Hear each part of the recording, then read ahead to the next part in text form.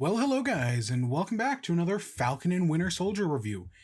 And today we're looking at the second episode, The Star-Spangled Man. Yeah, this show is still really good. I really liked this episode. Yeah, we're we're starting now to branch off into like all the different directions. All like the pieces of the chessboard are now all set up, and it's just yeah, no, by the end of it, yeah. And now it's just time to start moving all the pieces to get us into our end game, right? As everything is set into motion. And so far, yeah, I'm really liking it. Yeah, no, this is, it's, I'm enjoying it. Am I going to say it's amazing? Probably not, but I'm enjoying it. And so the episode starts off introducing us to John Walker. I'm just going to call him John Walker because I know. Oh, because throughout this episode, I watched most of these things with subtitles on, right? It's just, and yeah, and throughout the subtitles on this, they constantly refer to him as Captain America in the subtitles. Nah, you're not gonna. Maybe I'll call him U.S. Agent when that comes around, maybe, but I'm not gonna call him Captain America. So let's just call him John Walker. Now we start off with this scene, and he's back at his high school, right? He's in the locker room. He talks to his friend Lamar Hoskins, and he talks to some girl who. Do we know his relationship with her?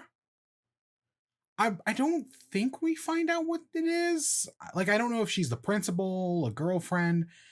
I'm not sure, but it's basically this opening scene is setting up him as he's the new Captain America, right? He's back at his old high school. They're right the football game, and they're celebrating the new Captain America. And he does this interview about like, oh, right, Captain America is a hero. I want to be right. Everyone wants to be like Captain America. As a soldier, I wanted to be like Captain America. It's an honor, truly. And so I've seen this theory floating around because, right, last week I referred to John Walker as the evil Captain America. I don't know if that's accurate or not. Like I said, it's complicated. But I've seen this idea that what if the twist, because Marvel has been playing around with like, hey, what if there's like a twist, or what if there is no twist, like we saw with WandaVision. But like the big twist I think of is the Skrulls, right? Everyone knows the Skrulls in the comics are villains. So to make the Skrulls to make them good in Captain Marvel, I think is a great, right? It's playing with expectations of the fans, and I know there are probably good Skrulls in the comics, but I don't read that many comics, so I couldn't tell you. Walker only showed up at the very end of the last episode, and everyone was immediately like, fuck John Walker, right? That's not my Captain America, and it's not my Captain America. And yes, I made the joke about like, fuck John Walker. But the thing is, I made it as a joke. And I know, and I'm sure most people are as well. Most people make the fuck John Walker as a joke. But I've been watching a lot of Sarah Zed's stuff recently, and I was watching her Sherlock video, and in that she talks about how like, oh, people were so worried about them adding Mary Watson to the BBC Sherlock because if Mary becomes John Watson's wife, well then that means Sherlock can't be gay with Watson. And people were like hating on the character before we went in. And then once an actual actress had been picked and they added Mary Watson to the show, she got like death threats and everything. And people just take this shit way too seriously. And the other whoever played Abby in The Last of Us Part 2. I'm forgetting her name. But I know these are actors. They're playing characters. And I know she got death threats for playing Abby in The Last of Us Part 2. And part of me wonders if John Walker is maybe a metaphor for that. What if John Walker isn't the bad guy? The show might be going this way, they might not. I don't know. We'll get to it at the end, I guess. But I totally see this.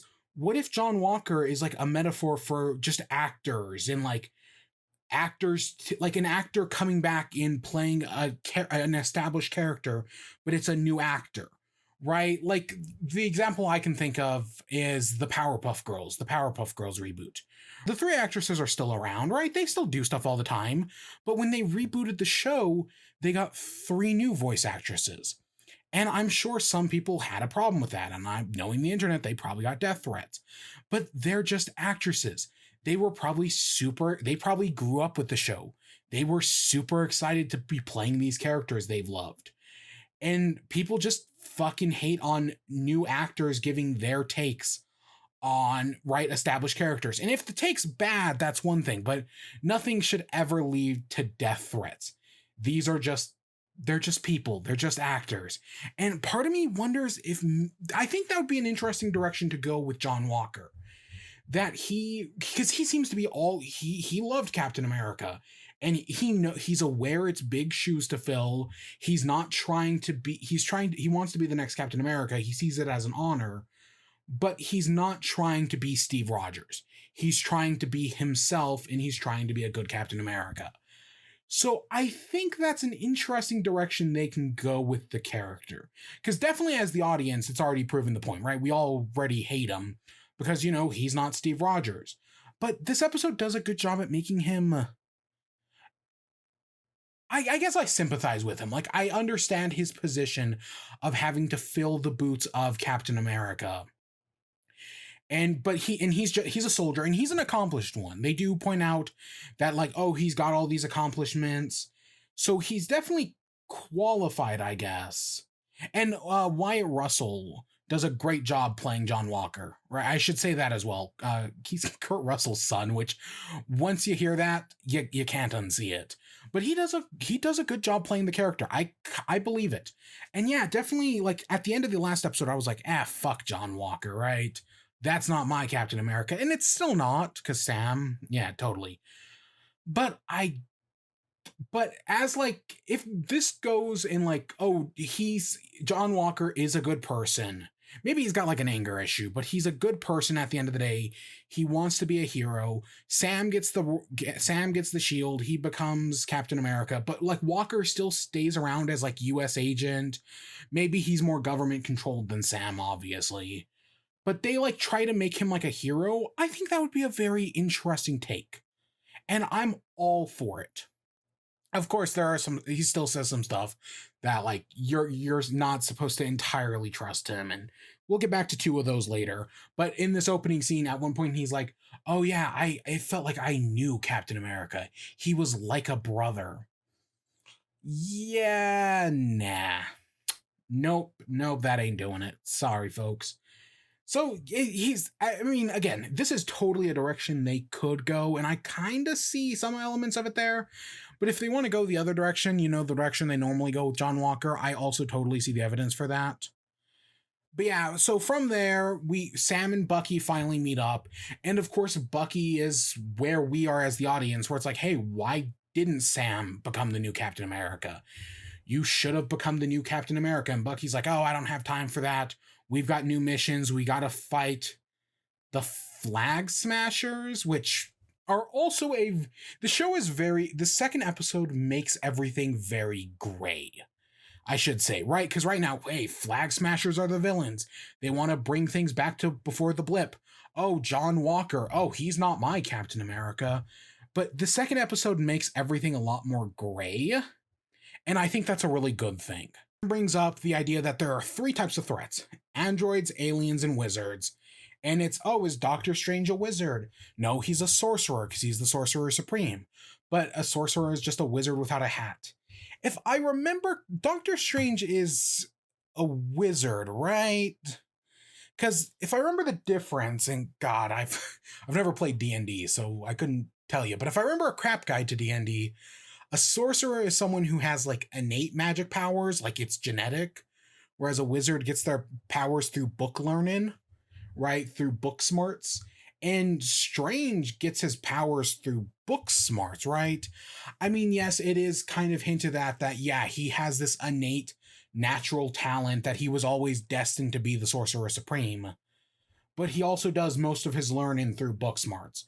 So I'd say that yes, he is a wizard. But that conversation, I don't know. It's fine because that gets because yeah, it's basically like oh they eventually get the conversation of let's steal back the shield because I said last time that oh it, probably Sam's gonna have to fight John Walker and steal back the shield and it's through John Walker that Sam and Bucky finally meet and technically that is true that yeah Bucky goes to Sam to talk to him about John Walker and to get the shield back. But yeah, they go to Munich to meet up with the to try to intercept the Flag Smashers. You think of I we have the scene that's because at the start of Winter Soldier, Sam or at the start of Winter Soldier, Captain America jumps out of the the not a the jet. I don't remember what they're called, and like onto the boat right to fight Batrix, whose name I do remember this time. And so now we basically get that with Bucky, where he jumps out of the helicopter or plane or whatever to into land in Munich, and he crashes through the trees. It's a fun callback, right? And so we see them go in, and they're like exploring. They go into this warehouse, like, hey, what's the plan? Because Sam says he has a plan, but he won't tell Bucky. And Bucky's sneaking around, but Sam's like right behind him. We really see their two like what makes them different because like right Sam's very even though Bucky's like sneaking in, Bucky's the one who's ready for a fight, right? He's ready to throw fists because he's like, oh, there's only one guy, then there's five, then there's eight. Whereas Sam's more holding back, right? Doing reconnaissance with Red Wing, trying to like figure out what's going on. And it just shows the contrast. The two, besides for Steve, the two really have nothing in common but they also work off of each other really well. We'll get the therapy scene happens at the end, and I got some problems with it, but we'll talk about that. Flag Smashers load up two trucks, they drive away. Sam and Bucky chase after them, and we get this fight scene on the trucks. The Flag Smashers are carrying they're stealing medicine. They also specifically say vaccines, which that's very yep okay, which leads me to some questions. So later on, they'll say that their goal is to be one world, one people. That Carly, who is the girl, the girl from Solo, and we'll get back to her. But it's basically one world, one people. That the blip, right, created a brand new world. Half the population was gone, right? The world was different. But now everyone's come back and it's basically like their people are trying to turn the world back into what it was before the blip, but the world after the blip is not the world that was before, right? And it's like, oh, they're just putting the same people back into power that got us into the blip situation in the first place. It's very relevant, I guess, for modern times. And the fact that they're moving vaccines or medicine makes me wonder if like at first I was like maybe they're going to try to like start like a plague and like wipe out half the population again, but they're taking like vaccines or medicine so that way they can like inoculate themselves so that way they'll be fine, but they can still wipe out half the population with that. Maybe that's how they're trying to return to the blip. But as the episode goes on, I don't think that's what they're trying to do anymore. Like, I don't think their goal is to wipe out half the people on Earth. I think it's a little bit more complicated. It's both more complicated than that, but it's also a lot more gray than that. Like, I have my suspicions, but we'll get back to that, I guess, when we talk about Carly later. But yeah, so Sam and Bucky kind of get their ass kicked by the super soldiers because they're all in hats. They're all super soldiers. Something's up.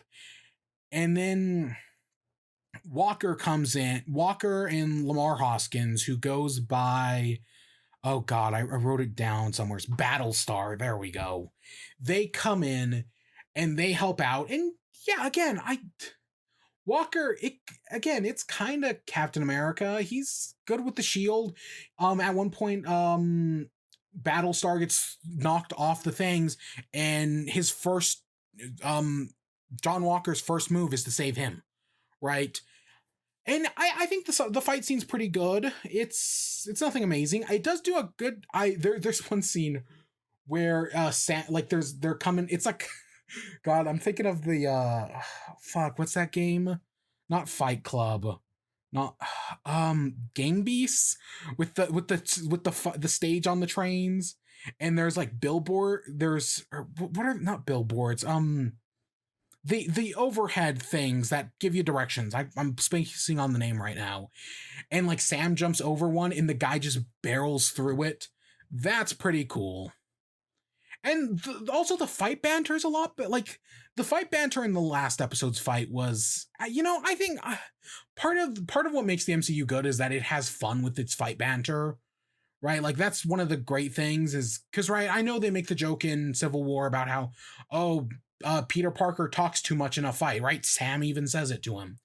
But I think half the fun is the fight banter, right? Because it adds a complex dynamic to things that makes it all the more interesting. And yeah, between Bucky and Sam, they have some good fight banter in there. I mean, yeah, Carly and the rest of the Flag Smashers don't really say much, but eh. But yeah, Bucky almost falls out. Sam saves him, and they get lost in the field. Lamar falls off, and that leaves Walker, who gets kicked off the trucks, and he like smashes onto a car. But they actually do like one of the good things about, like, to make good action, it's all about like setting. Like you need to know like where your characters are in location to everything. And one of the things this fight scene does a good job at that, because at several moments you see the car behind them. Like Sam almost hits it. So like the car is there. So when Walker falls off and hits it, and that's why he survives it. It's like, yeah, no, that was set up. That makes sense. But yeah, so afterwards the Flag Smashers get away and Sam and Bucky are walking back. Uh Walker and Lamar come up and they're like, hey, let me give you a ride, right? 20 miles to the airport. Eventually, of course, they call Walker out on, like, you're not Captain America, right? Fuck off. You will never be Captain America. And Walker's like, no problem. Just get in. And they have this talk and this is where we find out how Walker didn't track the Flag Smashers. He tracked Sam. Oh, because also Red Wing gets destroyed in the fight. And there again, another funny line is because I think it's Carly destroys the Red Wing, and Bucky's like, "Oh, I wanted to do that." That's kind of funny because that had also been properly set up in this movie, and I think also in Civil War ? That's how they track them. This is where we find out the Battlestar thing, and we get this discussion between, right, Sam and Bucky and Walker and Lamar, or Hoskins, I guess I should be calling him. And it's a really good, and this is it's a good scene because this is where we see the ideology difference. Right, Sam is exactly where he was in Civil War. Right, he was Steve's right hand. He was going to agree with what Steve said. And they talk about, like, oh, well, Walker's job is to get rid of violent revolutionaries like the Flag Smashers. And of course, Sam's first thing he's bring up is only violent revolutionaries to the people with the resources. That's exactly what Steve Rogers would say. That's exactly out of Captain America's playbook. Exactly what we saw in Civil War. And John Walker holds the exact opposite ideology, right? That, oh, they're the violent revolutionaries. So we're already getting the groundworks to how, and it's not like hostile. It's not, I mean, yes, Bucky and Sam walk away from this. Bucky walks away after hearing Battlestar and after hearing the name Battlestar. But it's not, it's more of a discussion, and I feel like it's a good way of setting up the dynamics between, right, Sam, who is going to be our Captain America, and Walker, who is our Captain America for the moment. That dialogue sets up a good contrast between the two. Bucky walks away, then Walker admits that, yeah, I'm not trying to be Steve Rogers. It's an honor to be Captain America, and I'm just trying to be the best Captain America I could be, and it'd be nice if I had Captain America's wingman, which is that one step too far. I mean, I get what he's saying, but he definitely takes it it's that one step too far, because he almost had Sam until that last line. But yeah, I think it's a great scene all around. It's a small thing, but yeah, I think it works really well. Also, we found out about the GRC, the Global some Reconnection Council or something like that are basically the people who are trying to like put the world back together, right? Like they talk about how, oh, we're trying to set up healthcare, we're trying to set up social security again, because the world's crazy after the blip, because again, it's been like 6 months. And we also, when later on when we get to the Carly thing, she talks about how like, oh, the GRC only cares about the people who come back, not the people who lived through the snap. Which, I mean, is kind of a, based on what we've seen in the MCU so far, is more or less a fair point. Because, let's talk about the Flag. I think there are scenes right around now. So they get away. They end up at, do they end up in Slovakia? I don't entirely remember, but they go to this house, they knock on the door, and some guy lets them in and is like, oh yeah, we totally agree with the Flag Smasher ideology. One world, one people. Yeah, we've made you food, we've given you bed, we have room and board for you guys. Yeah, come in, food and shelter. And yeah, this is where because people support it, because this is when we find out about Carly, who I recognize her from Solo, right? She is early on in Solo, there's like this villain who like they try to like steal the vibranium or whatever, and this villain comes in and soils it, and then they show up again at the end, and it's the same actress, and it's like, hey, surprise, I'm not the villain. Instead, the real villain is Vision, right? Paul Bettany. And so I wonder if they're doing that here, because like I said, this is a very gray episode. And so right now the Flag Smashers, they want to turn the world back to the way it was during the blip. But seeing them talk in this moment and hearing from her, also they call her Robin Hood, right? Because they're stealing from people and they're giving to other people. And I think that's it, because I think this is very gray. Because I think the best thing they say is that, yeah, during the blip, right, people were out here surviving on our own, and now all these people come back, and it's the same idiots who got us into this situation. They're put back into power. Like, I would not be surprised if Thunderbolt Ross is still in power. I would not be surprised if he shows up in this, that he still has a high-ranking position in the government. I mean, we're probably never going to do Red Hulk, but I would in no way be surprised. I mean, like, come on. Right now, the show is treating it, based on my interpretation, the show is treating them very gray right now. I mean, they might become all-out villains, right? The show might try to demonize their ideology. It might get more complicated from there, and right? Because, I mean, especially if they're like trying to kill off half the population with like a virus, that where it gets more complicated. But I do kind of think Carly has a point about how like, hey, right, the world changed forever, and we can't just go back to the world we used to be in. Right? The world before the blip, we can't go back to that, because that's what got us here in the first place. Even though it technically didn't, but it also kind of did. Yeah, this is very relevant, depending on how you interpret it. She gets text on her phone like that, oh, we're gonna find you, we're gonna kill you. So something gets set up, so that gets set up there. Later on, they call them something. What was it? The Power Broker? The Power Broker sounds familiar, but I couldn't tell you what it is. The Power Broker. I don't know, but that name definitely sounds familiar. But from there, we get a scene of Bucky and Sam flying back. Bucky says that, oh, we should take the shield back from John Walker, and this is where we find out what happened to right, because Sharon stole the shield back from them in Civil War, and after that she was branded an enemy of the state. So maybe when she shows back up in this, maybe that's going to be part of it, that she has been on the run as an enemy of the state all this time. That's totally I don't know. I said in the WandaVision reviews that I was like, hey, what if she's like working for the CIA and they're working like outside the government or whatever, or something like that. But she might still be in it, because, well, they got pardoned.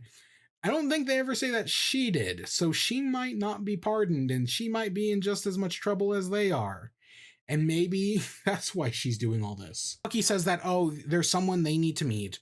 So they head to Baltimore. This is where we get the scene with the kid, and he's like, hey, you're Black Falcon, right? And it's like, nope, just Falcon.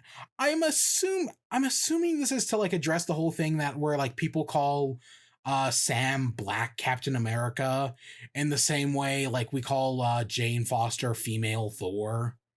I'm assuming that's what this scene is supposed to be, because there's some stuff that happens in this scene. Some stuff I am not qualified to talk about. And I know there are more qualified people than me to talk about this, and I'm sure they will. But yeah, this is where we find out about Isaiah. He's another super soldier, like Captain America. He's a black super soldier who fought in Korea, but because of what he did, he was able to beat Bucky, but because of what he did, he ended up in jail for 30 years, and the government's experimented on him, trying to figure out what made him a super soldier. Also, Hydra tried to figure out what made him a super soldier. Like, we've seen other, like in Civil War, there's 5 other super soldiers, but like we didn't know anything about this one. And Bucky says that, oh, I never, because Sam gets upset about this, and Bucky's like, oh, I never told Steve about this. But I mean, to be fair, when would he have time to have told Steve about this? I mean, it's not like Bucky ever told Steve about um killing Howard Stark. The only reason Steve knows about the death of Howard Stark is because Zola tells him. It's a good scene. And also I remember this Isaiah, the Black Captain America. Wasn't that a thing? Oh, I feel like that's a thing I've seen as well. Before Sam, wasn't there?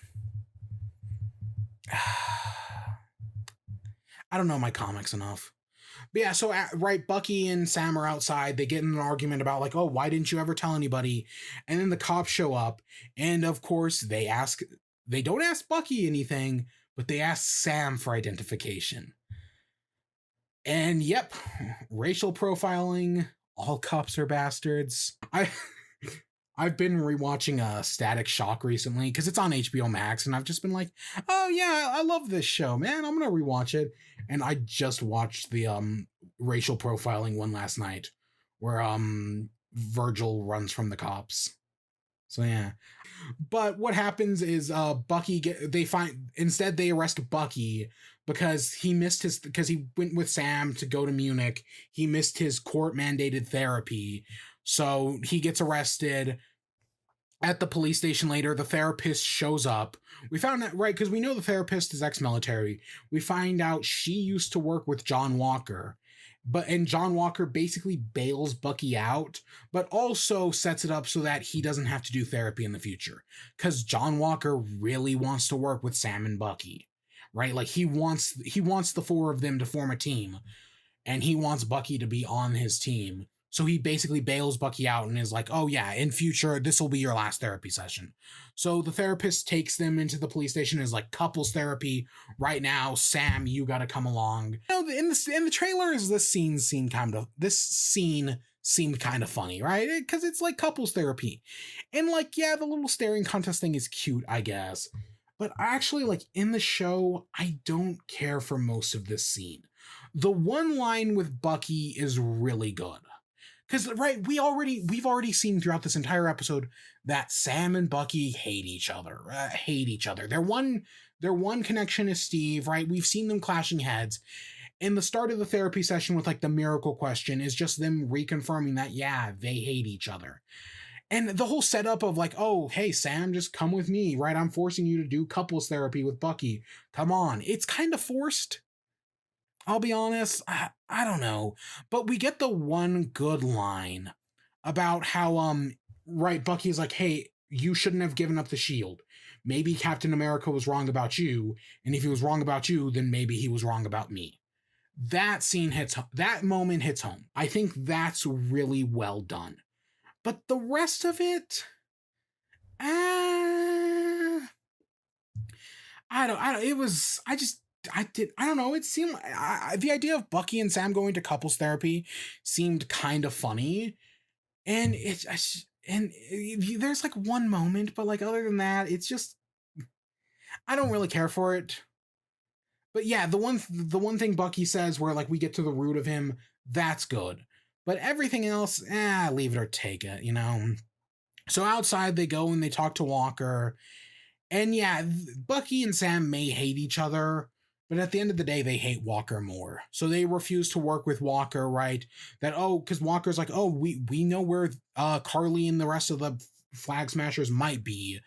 And Bucky and Sam are like, no, we're free agents, right? We have more freedom than you do. So we're just gonna do what we want. Good luck. They don't say good luck, but you know what I mean. And this is where we get like John Walker finally starting to crack. And he says that, oh, stay the hell out of my way. Because again, there are some moments where it's like, yeah, no, I think they can do something interesting with John Walker. There are other moments where it's like, yep, that's exactly what you'd expect. And I don't know, they could go either way with it. They really could. I don't know. I have my hopes. Maybe I'm building up false expectations. I definitely am. I mean, come on, we just got done with the Mephisto thing. Let's not do that again, please. Let's never do that again, shall we? Because yeah, maybe we took things a little too far. Not like I personally had a problem with it. Statistically, somebody did though. We cut back to Carly and the Flag Smashers. They're boarding a plane. They've got all the vaccines, medicines, whatever they are. They board them up. They all fly away. During this is where we hear the power broker. One of the guys stays behind. One of the super soldiers stays behind and takes down a power line and like basically sacrifices himself to help all the others get away. Again, they're making Carly and the Flag Smashers very gray. And I'm not rooting for them. Don't get me wrong. Because right now, I mean, again, they might wipe out half the population. And yeah, but I see where they're coming from. I see that. And I think that's good. They might, who knows? Who knows what's going to happen? I mean, I can definitely see John Walker thinks of them as like one-dimensional villains who are just trying to, right, destroy, kill people and like reset the world to the blip. But hopefully Sam and Bucky see the nuance, the complexity. I'm sure that's going to be a big plot point because, again, different political ideologies. And then, yeah, we get one final scene of Bucky, and he's like, oh, yeah, Isaiah mentioned my people. That's Hydra. You know who knows Hydra better than anyone that we have in captivity? Zemo. So now we're bringing Zemo back into it. I know I've said this other places, but Zemo is probably my second favorite MCU villain, Bacon Guy. I think, again, it's kind of like why I like Lex Luthor so much, because Lex Luthor is just a guy, but he's trying to take down Superman. Zemo is, I think, the epitome of it. He is just a guy. He's not special. He can't beat Iron Man. He can't beat Captain America, but he can get them to fight each other. He's a man with patience and determination. I really like Zemo. And I do worry that they might ruin it. I do have that worry that, oh, they're going to change Zemo somehow in the show and make him not as good as probably make him more like the comics, which I like what they did with Zemo in Civil War. I really do. That he doesn't like Hydra, but he doesn't also like heroes. And he's eventually through this. He's going to break out of prison and he wants to take down Sam, Bucky, John Walker, but he probably also wants to take down the Flag Smashers because they're all. I know people have speculated that, like, hey, what if he's funding the Flag Smashers or whatever? But no, his entire point is that he doesn't like super soldiers. He kills the 5 in Civil War because he doesn't want more of them. I would not be surprised if they make the Flag Smashers not bad people, and Sam and Bucky have to help them against Zemo and John Walker. I think that would also be another interesting twist on things. But I hope Zemo coming back is going to be cool because yeah, Zemo is. I think Zemo is so well done in the MCU. I don't know anything about his comic incarnation, but I liked what they did with him in Civil War, and I don't want them to ruin it. But we'll find out. The episode ends right there, so we'll find out more next week. And yeah, I think it's a great episode. Everything all works really well. we see we're learning more about John Walker, we're learning more about the Flag Smashers, and we're seeing the nuance within them, the gray. And who knows, Walker could be completely full of bullshit, right? I mean, he starts off giving an interview. He might just be lying to the camera. There's no reason to think he isn't. But I kind of hope they make him gray. The Flag Smashers, I believe, are gray, because again, this is all happening behind closed doors, right? So I think it's a little bit more complicated. But yeah, because John Walker, he's talking to, he wants Sam and Bucky on his side. So of course he's going to say things to try to recruit them. He might be completely full of shit, but he also might not be. And I think him not being completely full of shit makes for a more compelling character, in my opinion. But we'll see. And yeah, with that, I hope you all enjoyed. Stay tuned for more. Until next time, peace.